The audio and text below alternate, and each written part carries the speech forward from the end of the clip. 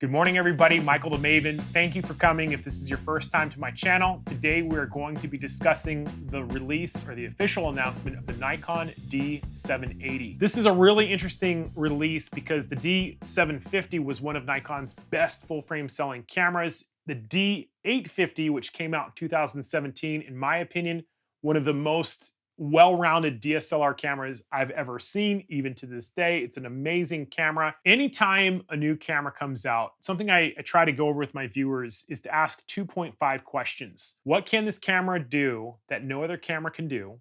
And in parentheses, I put for me, and at what cost? We know the cost of the D780 is going to be $2,300. It's going to start shipping at the end of January 2020. So we know how expensive it is. And so the question is what are we getting that we can't find in any other camera in this particular model?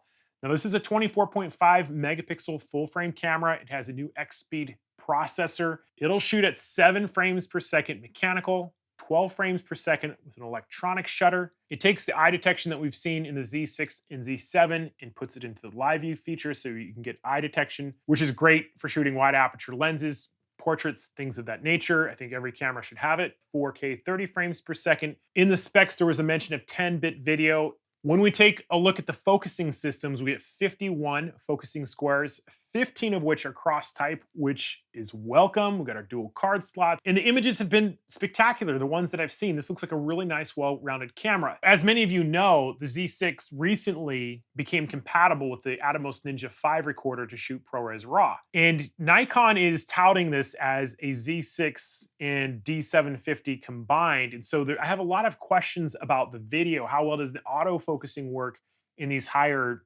resolutions and bit rates?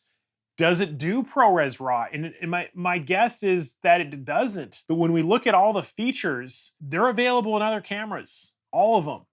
And so what it tells me is that Nikon is going with a Goldilocks strategy. They're trying to make a camera that does many things very, very well. There's no problem with that. There are a lot of great Goldilocks cameras out there. I think the D850 is one of them. The D850 is spectacular, but you're getting a lot more resolution, right? 46 megapixels. So if I were to summarize the Nikon D780, what I'm getting is it's taking the best features of the D750. There's some subtle improvements. It's taking some of the features from the Nikon Z6, Z7, and it's a very well-polished Goldilocks camera. When you go Goldilocks, you have to be price competitive. The problem that I have with it is $2,300. That is within striking distance of getting a brand new Nikon D850.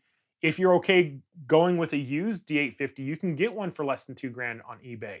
Less. That's a lot more firepower in terms of resolution and overall performance. So in my opinion, the mistake that Nikon is making is they're overcharging for this camera. If they knocked the price down $400 or $500, now we're talking about something that is just a home run in terms of overall Goldilocks performance, great price, full frame, all the bells and whistles that we're seeing in other successful Nikon cameras.